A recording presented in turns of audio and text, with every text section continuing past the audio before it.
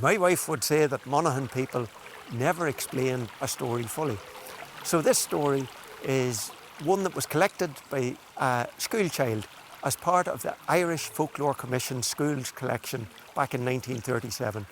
The lady who told the child this story was a lady called Anne Connolly, and she said she was 5 years old when the events in the story took place. So that means this happened sometime in the 1860s or the 1870s. St. Peter's Church in Laragh, affectionately known to generations of Monaghan people as the Tin Church, is said to have been built by a husband for his wife. The husband in question, James McCarron, he was a local mill owner here, and he must have been deeply in love with his wife if he built her a church like this. And he also must have had deep pockets.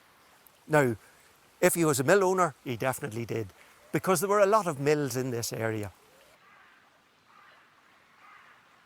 Monaghan in the 1700s and 1800s was renowned for flax growing, and flax was grown and processed in mills all around the county. And not too far away from here, over on the edge of Castleblaney in the townland of Corrinshigo, there was a farmer, and he was growing flax for market. He had 3 acres of flax that needed to be pulled. And on his farm, at the top of a hill, there was a ferry fort, Corrinshigo Ferry Fort. And then he had the fields, and then he had Corrinshigo Lake at the bottom of his fields. Now, if a farmer had flax to be pulled, there would be a lot of young men and young women willing to pull it at the prospect of a dance at the end of the day's pulling. And there definitely was going to be a dance after this day. So about 40 young people had gathered up to pull flax in the field in Corrinshigo. Now, to feed flax pullers, that's a big job. So the woman of the house, she had to prepare potatoes for the dinner. It was the 1870s, after all, when this story happened. She was preparing potatoes. They were mashed, they were turned out on a table in big bowls, and a hole would be made in the mashed potatoes, and a half pound of butter put into that hole, and the butter would melt, and that's what the flax pullers were going to have for their lunch, along with oaten bread and a cup of sweet milk. Now, to prepare the dinner, the lady of the house had a couple of neighbours in. They were very, very busy in the kitchen. She knew the workers would come in from the fields at 12 o'clock because that's when they would hear the bell in the local church. So she had to be ready and have the meal on the table.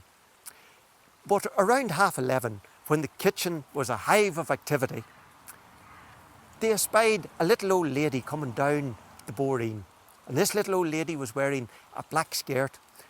She had an apron with patch pockets.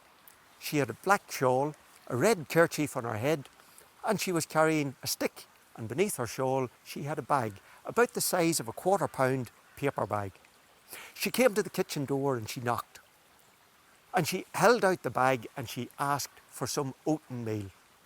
Now, the woman of the house, she was very, very busy, and she said, we're too busy. We don't have the time to do it now because the oaten meal is in the loft out in the barn. I don't have time to go climbing up there. Come back after the dinner and we'll get you oaten meal. Well, that little lady, she turned on her heel and off she went. Now, when someone turns on their heel in our part of the world, it means they are not impressed with you at all. She turned on her heel and she went up the hill towards the ferry fort in Corrinshigo. She was only gone from sight when a blast of wind came out of the fort, and it blew through the farmland. It blew flax and bands and beads through the hedges and through the neighbouring fields, scattered them everywhere, but it lifted the finest looking young girl in the boon of flax pullers, a young girl of 18. It lifted her right into the air and flung her into the centre of Corrinshigo Lake. As the young woman hit the lake, there was a splash and the waves went out and out and out as she went down and down and down until the lake became still, still as a mirror. The workers in the fields then gathered themselves and they realised what had happened. They rushed to the shore. They got chains, they got ropes, they got anything they could drag the lake with. They put out curraghs, tubs, anything that would float, and out they went, and they dragged the lake and dragged the lake, but there was no trace of the young woman at all. And you can imagine the lamentation in the house when it turned out that she was the daughter of the woman of the house who had refused the old lady the oatmeal.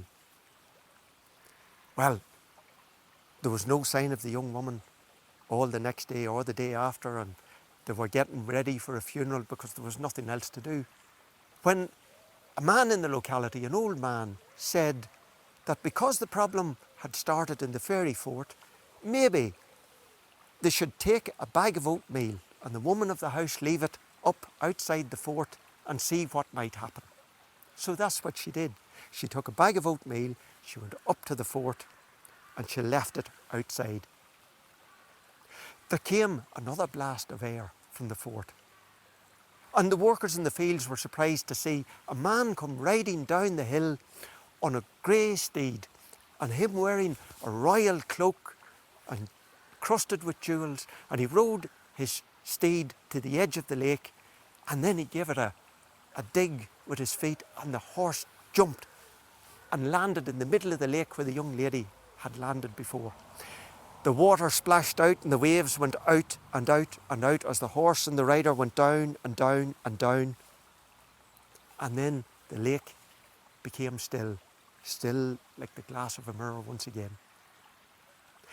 After about a minute or two, the water erupted and rider and horse landed back on the shore of the lake, this time with the young lady seated behind them.